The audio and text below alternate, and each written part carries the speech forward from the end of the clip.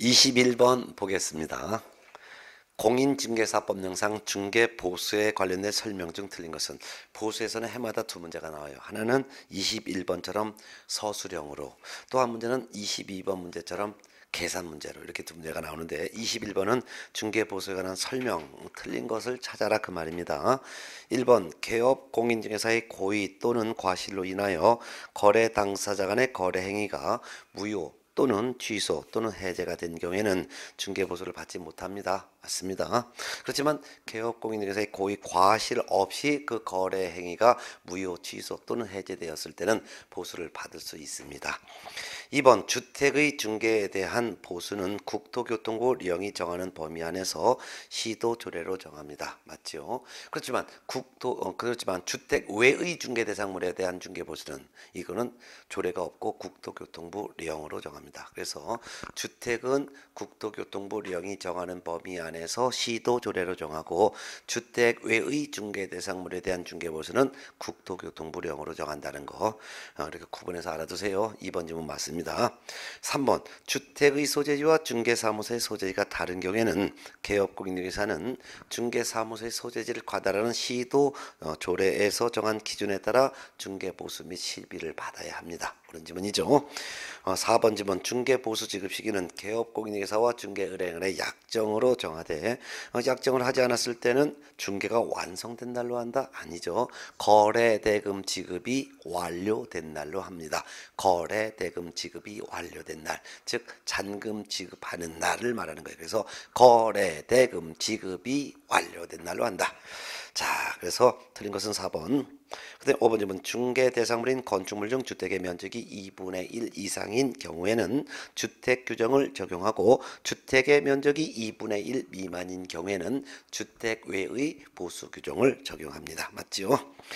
틀린 것은 4번이었고요. 22번 Y시의 중개사무소를 둔 개업공인중개사의 중개로 매도인 갑과 매수인 을 간에 X주택을 2억 원에 매매하는 계약을 체결하고 동시에 X주택을 을이 임차인 병에게 보증금 2천만 원, 월차임 20만 원에 임대하는 계약을 체결했다.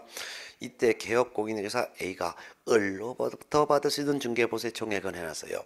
자, 이 문제는 두 가지가 포인트가 됩니다. 하나의 물건에 대해서 매매와 임대차 두 가지 계약을 체결했는데 두 가지 계약의 당사자가 동일하지 않은지요. 그럴 때는 매매보수, 임대차 중개보수 두 가지를 각각 계산해서 받는다는 거.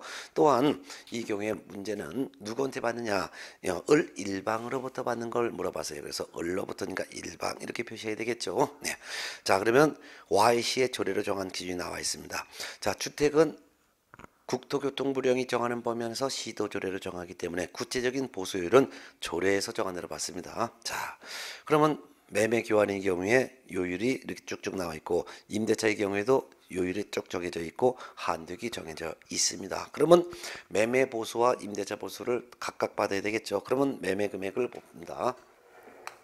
자, 22번 문제에서 매매 계약의 당사자는 갑과 을이고 임대차 계약에 대한 당사자는 을과 병이기 때문에 동일한 중개 대상물이라 하더라도 매매보수, 임대차 보수를 각각 계산해봤죠.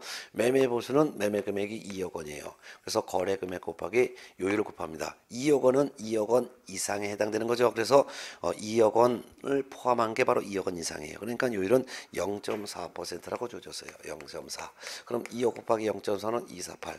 80만 원이라는 매매 중개 보수를 갑으로부터도 80만 원을 받고 을로부터도 80만 원을 각각 받는 거죠. 자, 그래서 을로부터 80만 원 매매 중개 보수 받을 수 있다. 자, 그다음에 임대차에 대한 중개 보수 볼게요. 임대차인 경우 거래 금액을 뽑아야 되는데 월차임이 20만 원, 보증금이 2천만 원이에요. 그럼 월차임이 있는 임대차의 거래 금액은 월차임 20만 원 곱하기 100. 그다음에 보증금 2천만 원을 더하면은 거래 금액이 이제 나오는데 20만 원 곱하기 100 하면은 2천만 원, 거기다가 보증금 2천만 원을 더하면 4천만 원. 이와 같은 방법으로 산정한 금액이 5천만 원 미만이죠. 그러면 4천만 원을 거래 금액으로 보는 게 아니라 월차임에다가 20만 원에다가 70을 곱하는 거죠. 70. 그리고 보증금 2천만 원을 더합니다. 그러면 20만 원 곱하기 70하면 2724 1,400만 원. 거기에 보증금은 2천만 원을 더하면 거래 금액은 얼마가 나와요? 3,400만 원. 그럼 임대차 중개 시의 보수 계산 시 거래 금액은 3,400만 원이 되고 거기다가 요율을 곱하는데 요율을 봤더니 3,400만 원, 5천만 원 미만이죠. 5천만 원 미만은 요율이 0.5%로 주어졌어요. 그럼 계산하면 17만 원이 나와요. 근데 한도액이 주어졌는데 한도액이 20만 원이죠. 한도액과 산출액이 서로 다를 때는 적은 걸 받아요. 그러니까 17만 원을 누구한테 받느냐? 임대인 을로부터도 17만 원을 받는 것이고 임차인 병으로부터도 17만 원의 임대차 중개보수 받아요. 이 문제에서는 을로부터 받으시는 문제를 물어봤으니까 을로부터는 임대차 중개보수 17만 원을 받아요. 그럼 결국 개업공인사는 매매보수로 을로부터 80만 원, 그 다음에 임대차 중개보수로 17만 원 합치니까 19만 7천 원, 97만 원이 되겠죠? 합치니까 총 97만 원을 받을 수 있다. 97만 원이 답이 되겠네요. 예. 그럼 답은 2번이 되겠네요. 자, 그 다음에 23번 문제 볼까요?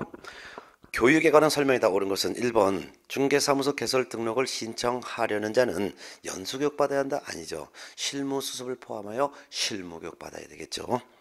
2번 소속공인 중에서는 고용신고일 전 1년 이내에 시도지사가 실시하는 직무교육 받아야 한다? 아니죠. 실무교육 받아야 합니다. 세 번째 중개보조는 고용신고일 전 1년 이내에 시도지사 또는 등록관청이 실시하는 실무교육 받아야 한다? 아니죠. 직무교육 받아야 되겠죠. 4번 실무교육을 받은 개업공인중개사 및 소속공인중개사는 실무교육을 받은 후 2년마다 시도지사가 실시하는 직무교육을 받아야 한다? 아니죠. 연수교육을 받아야 되겠죠. 5번 국토교통부 장관, 시도지사 및 등록관청은 필요하다고 인정하면 개업, 공인중개사 등의 부동산 거래사고 예방을 위한 교육을 실시할 수가 있죠. 맞습니다. 결국 틀린 것은 5번이 되겠네요. 네. 그래서 중개업계 들어오기 전에 받아야 될 교육 중에서 보조원이 되려는 사람은 직무교육을 받아야 되고 그 외 나머지는 전부 다가 실무교육을 받아야 되는 것이고 실무교육을 받은 개공 및 소공은 2년마다 연수교육을 받아야 되는 것이다 라는 거. 그리고 국토교통부 장관, 지도지사, 등록관청은 개업, 공인중개사 등에 대한 예방교육을 실시할 수가 있다라는 거 정리하셨습니다. 답은 5번. 자, 24번 문제 봅니다. 포상금, 공인중개사법 형상의 포상금에 관한 설명으로 옳은 것 O와 틀린 것 X를 바르게 표시한 것. 기억본 등록관청은 중개 의뢰인과 직접 거래한 개업 공인중개사를 수사기관에 고발한 자에 대해서 포상금을 지급할 수 있다? 없지요. 왜? 포상금 지급은요, 공인중개사법 형상 무부증 세 사람에 해당하는 사람을 신고하거나 고발했을 때 포상금을 지급할 수가 있습니다.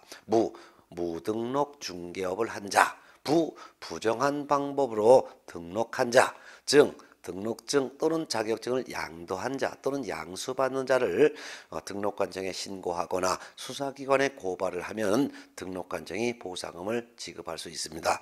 그런데 의뢰인과 직접 거래를 한 개업공인중개사는 무부증 아니죠. 신고 고발하여도 보상금 지급할 수 없습니다. 니은번 포상금은 한 건당 100만 원으로 한다? 아니죠. 한 건당 50만 원으로 합니다. 디귿번 포상금은 그 신고 또는 고발 사건에 대하여 검사가 공소 제기를 한 경우에 하나여 지급한다? 틀렸죠. 검사가 공소 제기하거나 또는 기소유예 결정을 한 경우에 하나여 지급합니다. 그 다음에 1번 등록관청은 하나의 사건에 대해서 2건 이상의 신고 또는 고발이 접수된 경우에는 최초로 신고 또는 고발한 자에게 보상금을 지급합니다. 맞죠? 그러면 결국 기역, 니은, 디귿 세 가지는 틀렸고 리을번은 맞습니다. 정답은 2번이 되겠습니다. 자, 그러면 25번 문제를 풀어볼까요? 25번 문제 봅니다. 공인중개사법 영상 공제사업을 하는 협회에 관한 설명 중에서 틀린 것은 1번 협회는 회원 300인 이상이 발기이 되어 정관을 작성하여 그 다음에 창립청의 의결을 거친 후 국토교통부 장관의 허가를 받아 그 주된 사무소 소재지에서 설립 등기함으로써 성립한다. 다 맞는데 어디가 들었을까요? 국토교통부 장관의 허가가 아니라 뭐를 받아? 인가를 받아라고 해죠. 인가. 틀린 거 답 1번이죠. 네. 그래서 민법에서는 관할청의 허가라고 되어 있지만 공인중개사법은 인가라고 되어 있으니까 공인중개사법이 민법보다 먼저 적용되는 특별법이죠. 그래서 공인중개사법에 규정된 내용은 공인중개사법이 적용되고 공인중개사법에 규정이 없는 것은 민법상 사단법인에 관한 규정이 적용되는데 민법상 사단법인은 허가지만 공인중개사법이 먼저 적용돼요. 그래서 국토교통부 장관의 인가를 받아 그 주된 사무소 소재지에서 설립 등기함으로써 성립합니다. 네, 정답은 정답은 틀린 거 1번이죠. 2번 협회는 정관으로 정하는 바에 따라 시도에 지부를 둘 수 있죠. 맞습니다. 또한 협회는 정관으로 정하는 바에 따라 시군구에는 지회를 둘 수 있습니다. 이때 지회에서 시라는 것은 구가 설치되어 있지 아니한 시를 말합니다. 그래서 구가 설치되어 있지 아니한 시와 군구에는 지회를 또한 둘 수 있습니다. 옳은 질문이고요. 3번 협회는 공제사업을 다른 회계와는 구분해서 별도의 회계로 관리해야 되겠죠. 맞고 4번 협회 공제사업에 관한 사항을 심의하고 그 업무 집행을 감독하기 위해서 협회 운영위원회를 둔다. 반드시 둬야 되죠. 예, 운영위원회에 둔다는 건 반드시 둬야 되는 거예요. 이것도 협회에다가 맞습니다. 5번 금융감독원의 원장은 국토교통부 장관의 요청이 있는 때는 공제사업에 관하여 조사 또는 검사할 수가 있죠. 그런 질문이죠. 결국 틀린 것은 1번입니다. 26번 볼까요? 공인중개사법령상 국토교통부 장관이 협회의 공제사업 운영이 적정하지 아니하거나 자산 상황이 불량하여 중개사고 피해자 즉 의뢰인을 말하는 것이고요. 및 공제가입자, 개공을 말하는 거죠. 이것이 피해자인 의뢰인 및 공제가입자인 개업, 공인회사 등의 권익을 해칠 우려가 있다고 인정하는 경우 조치를 명할 수 있는 사유가 아닌 것. 조치를 명할 수 있다는 것은 잘해봐라 잘해봐라 그거였죠. 그럼 1번 공제사업의 중단 조치 이거는 잘해봐라가 아니죠. 틀린 거 정답 1번 나왔습니다. 그래서 공제사업의 중단 조치라든가 공제사업의 양도 조치는 잘해봐라라는 개선 조치 명령이 아닙니다. 그래서 정답은 1번이 되겠죠. 나머지는 전부 다가 잘해봐라 잘해봐라니까 해당되지만 1번 공제사업의 중단 조치 또는 공제사업의 양도 조치는 잘해봐라는 조치가 아닙니다. 정답 1번이에요. 자, 27번 문제 봅니다. 공인중개사법령상 행정처분에 관한 설명이 다 틀린 것은 1번 등록관청은 중개사무소 개설 등록을 취소하고자 하는 경우에는 청문을 실시해야 된다. 맞죠? 청문은 취소 처분하고자 할 때 청문을 실시해야 되고 업무정지나 자격정지 처분하고자 할 때는 청문을 실시하지 않습니다. 다만 취소 처분이라 하더라도 취소 처분의 대상자가 사망 또는 해산한 경우에는 청문을 실시하지 않고 취소 처분을 할 수 있습니다. 자, 2번 법인인 개업공인회사에 대해서는 법인 또는 분사무소별로 업무정지를 명할 수가 있죠. 맞죠? 3번 업무정지 처분은 업무정지를 할 수 있는 사유가 발생한 날부터 3년이 경과한 때는 일을 할 수가 없습니다. 맞죠? 행정처분에 대한 제적기간 규정은 업무정지만 규정됐다 그랬죠. 그래서 업무정지 처분은 그 사유가 발생한 날로부터 3년이 경과하면 일을 할 수가 없습니다. 네. 하지만 등록취소, 자격취소, 지정취소, 자격정지는 이에 대한 규정이 없습니다. 자, 그 다음에 4번 지문 볼게요. 개업공인중개사가 폐업 신고 후 다시 중개사무소 개설 등록을 한 때는 폐업 신고 전에 개업공인중개사의 지위를 승계하죠. 맞죠?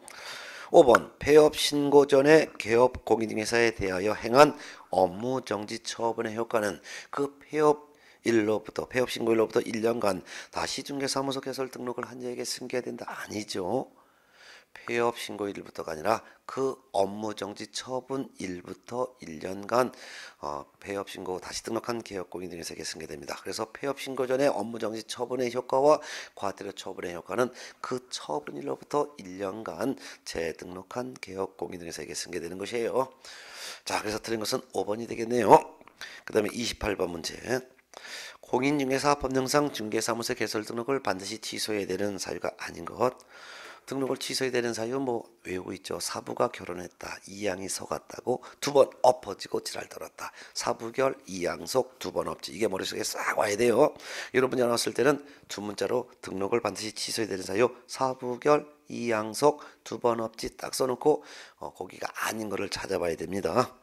1번 거짓 그 밖에 부정한 방법으로 중개사무소 개설 등록했으면 사부결에서 거짓 부정한 방법으로 등록했으면 등록 취소되는 사유 맞죠? 근데 2번 최근 1년 이내 이 법에 의하여 한 번 업무정지 처분받고 다시 업무정지에 해당하는 행위를 한 경우 1+1은 가중처분 없다 그랬죠? 이건 그냥 업무정지 처분만 할 수 있습니다. 등록 취소할 수 없죠. 그렇지만 최근 1년 이내 2번 이상 업무정지 처분받고 다시 업무정지에 해당되는 행위 했을 때는 이때는 등록을 반드시 취소해야 됩니다. 틀린 건 답 2번 나왔죠. 3번 다른 개업공인중개사의 소속공인중개사 중개보조원 또는 개업공인중개사인 법인의 사원임원이 된 경우 이게 바로 이중소속이죠. 그래서 사부결 이양속에서 이중소속을 했다면 개업공인중개사의 등록 반드시 취소해야 되죠. 4번 자격정지 처분받은 소속공인중개사로 하여금 자격정지 기간 중에 중개업무를 수행하게 했다. 이거 등록을 취소해야 되는 사유. 사부결, 이양속, 두 번 업지에서 지. 자격정지 기간 중인 소속 공인중개사에게 중개업무를 수행하게 한 경우죠. 예. 자, 5번 다른 사람에게 자기의 성명 또는 상호를 사용하여 중개업무를 하게 하거나 중개사무소 등록증을 양도 또는 대여한 경우. 사부결, 이양속에서 양도에 해당되죠. 정답은 2번입니다. 자, 29번 문제 봅니다. 공인중개사법령상 공인중개사의 행정처분에 관한 설명이다. 틀린 것은 1번 시도지사는 공인중개사가 이 법을 위반하여 징역형의 선고를 받은 경우에는 그 자격을 취소하여야 한다. 그럼 자격 취소 사유 외워야죠. 자격 취소해야 되는 사유. 부양지역. 부정한 방법으로 자격을 취소했으면 자격 취소해야 된다. 양 성명이나 자격증을 양도되면 자격을 취소해야 된다. 부양지에서 자격정지 기간 중에 중개업무하거나 자격정지 기간 중에 다른 개업 공인중개사에 소속을 하였으면 자격 취소해야 된다. 공인중개사법 위반하여 징역형 선고받으면 자격 취소해야 된다. 맞죠? 2번 시도지사는 공인중개사가 소속 공인중개사로서 업무를 수행하는 기간 중에 다른 둘 이상의 거래계약서 시도지사는 공인중개사가 소속 공인중개사로 업무를 수행하는 기간 중에 서로 다른 둘 이상의 거래계약서를 작성한 경우에는 그 자격을 정지할 수 있다. 그럼 자격정지 사유 해당되는지 외워 있어야죠. 자격정지 사유 속인 건지 확인하여 거짓 거래 금지. 이중 소속한 소속 공인중개사 자격 정지할 수 있죠. 인장 등록하지 않거나 등록하지 않은 인장 사용한 경우 자격 정지할 수 있죠. 확인, 즉 확인 설명 성실 정확하게 하지 않은 경우, 설명할 때 근거자를 제시하지 않은 경우, 또한 당해 중개행했을 때 확인 설명서에 서명 및 날인하지 않은 경우 자격 정지할 수 있죠. 거짓 거래계약서를 거짓 작성 둘 이상 작성한 경우와 또한 당해 중개행 시 거래계약서에 서명 및 날인하지 않은 경우 자격 정지할 수 있죠.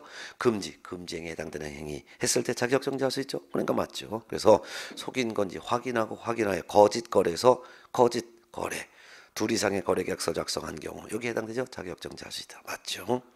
3번 공인중개사 자격이 취소된 자는 자격증 7일 내 반납해야 되죠. 맞죠. 근데 자격정지 처분 받았을 때는 자격증 반납하지 않습니다. 4번 등록관청은 공인중개사가 자격 취소에 해당하는 위반 사실을 알게 된 때는 지체 없이 그 사실을 시도지사에게 통보해야 된다. 이런 규정 없습니다. 그래서 틀렸죠. 물론 등록관청은 공인중개사가 자격정지 사유에 해당하는 사실을 알게 되었을 때는 지체 없이 이를 시도지사에게 통보하여야 한다라는 규정은 있습니다. 그렇지만 등록관청은 공인중개사가 자격 취소 사유에 해당하는 사실을 알게 되었을 때 이를 시도지사에게 통보해야 한다라는 규정이 없습니다. 없기 때문에 틀리집니다. 이런 규정 없어요. 정답 4번. 5번 시도지사는 위반 행위의 동기, 결과 및 회수 등을 참작하여 자격정지 기준기간의 2분의 1 범위 안에서 그 기간을 가중 또는 감경할 수 있습니다. 그렇지만 가중하여 처벌하더라도 자격정지 기간은 유효를 초과할 수 없죠. 자, 옳은 지문이고요. 틀린 거 4번이었네요. 30번 문제 봅니다. 공인중개사법령상 벌칙에 관한 내용 중 틀린 것은 1번 거짓 그 밖에 부정한 방법으로 중개사무소 개설 등록을 한 자는 3년 이하의 징역 또는 3천만 원 이하의 벌금에 처한다.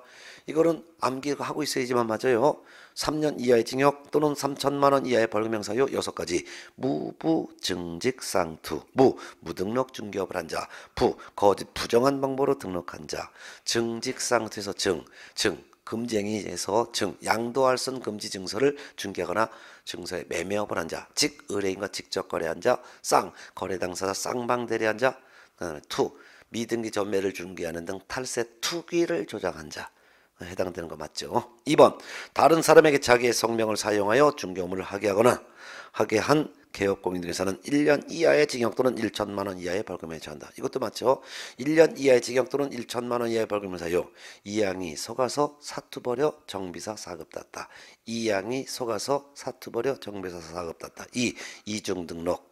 그 다음에 등록증이나 자격증을 양도되거나 양수받은 자 또는 자격증을 양도하거나 양수받은 자. 이중 소속한 자. 그 다음에 사투벌여 이양이 속아서 이양속 그래서 이양했고 이중 소속한 자. 그 다음에 사투벌여 사투는 사무소를 둘 이상 설치 또는 임시설문 설치. 그 다음에 정비사에서 정은 거래정보사업자가 정보공개 잘못했을 때. 그 다음에 B는 비밀을 누설했을 때. 그 다음에 사는 공인중개사를 사칭 또는 개업공인중개사를 사칭했을 때. 그 다음에 네 가지 금쟁이, 네 가지 금쟁이 바로 이제 거수매물, 즉 매무수거라고 해도 돼요. 매무수거. 중개대상물의 매매업을 한 금쟁이, 그다음에 무등록 중개업자인 사실을 알면서 그를 통하여 중개를 해봤거나 그에게 명의를 이용케 한 경우, 그다음에 법정 보수를 초과해서 금품받은 경우, 거짓된 언행한 경우. 이게 머릿속에 싹 와야 돼요. 네. 지금쯤이면 외우고 있어야 되겠죠. 2번 맞고요. 3번 개업공인중개사가 5개 광고물의 성명을 거짓으로 표기한 경우 500만 원 이하의 과태료 부과 대상이다. 아니죠. 이건 100만 원 이하의 과태료죠. 개업공인중개사에 대한 500만 원 이하의 과태료 부과는 설연수 요거죠. 설연수. 확인 설명 성실 정확하게 하지 않거나 설명할 때 근거 자료를 제시하지 않은 개업공인중개사 설. 그 500만 원 이하 과태료.